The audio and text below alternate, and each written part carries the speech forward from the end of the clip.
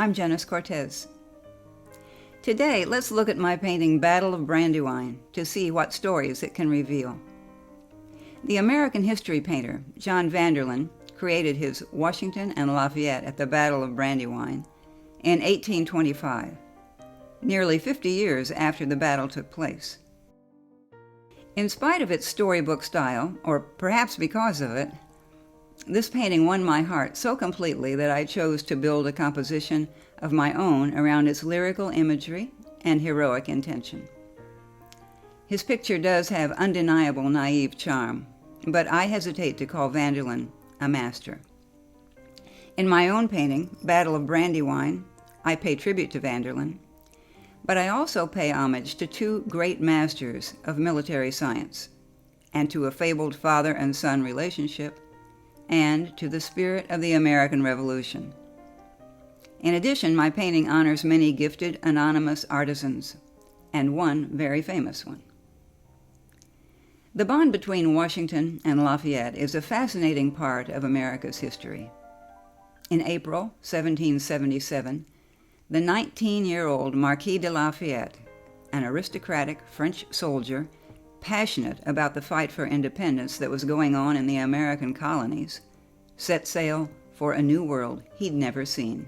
Upon his arrival in America, the Continental Congress appointed Lafayette to be a volunteer major general in the Continental Army, assigned to serve on George Washington's staff. Washington, then 45 years old, had no children of his own, and found in the courageous young Lafayette an ideal son, while Lafayette found in Washington a powerful father figure. The two were strategic allies throughout the American War of Independence, and later grew even closer when Lafayette and his wife, Adrienne, entrusted the Washingtons with the safety of their own son during the French Revolution. The friendship survived even after Washington's death in 1799, for Lafayette remained a steadfast champion of America and was celebrated as one of her heroes throughout his life. In my Battle of Brandywine, I place Vanderlyn's painting in the company of objects that support the story he illustrates.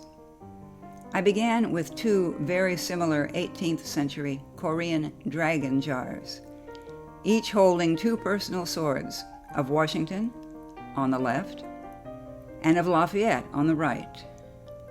I chose these porcelains on the merit of their iconography, because dragons are traditional spirits of fierce protection. Washington's inauguration sword has a silver and steel hilt, while his battle sword hilt is malachite and silver. Both are masterpieces of the metalworker's art. Lafayette's short, enameled Masonic sword stands next to his elaborate, brass-handled battle sword, both beautiful examples of French artisanship.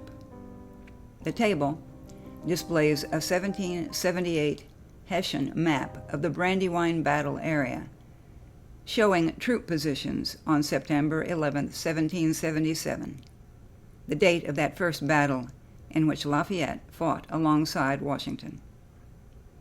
Both silver teapots are American. The right one is by Daniel Parker, and the left one was made by the silversmith and patriot Paul Revere, famous for his midnight ride. The clock is French, and like all the objects pictured, it was made around the time of the Brandywine battle. One of the books I've placed below Vanderlyn's painting is entitled Adopted Son, Washington, Lafayette, and the Friendship That Saved the Revolution. This title refers most specifically to the fact that Lafayette played a critical role in bringing French naval superiority into the war, a strategic development that led to the decisive victory at Yorktown and ultimate victory in the War of Independence.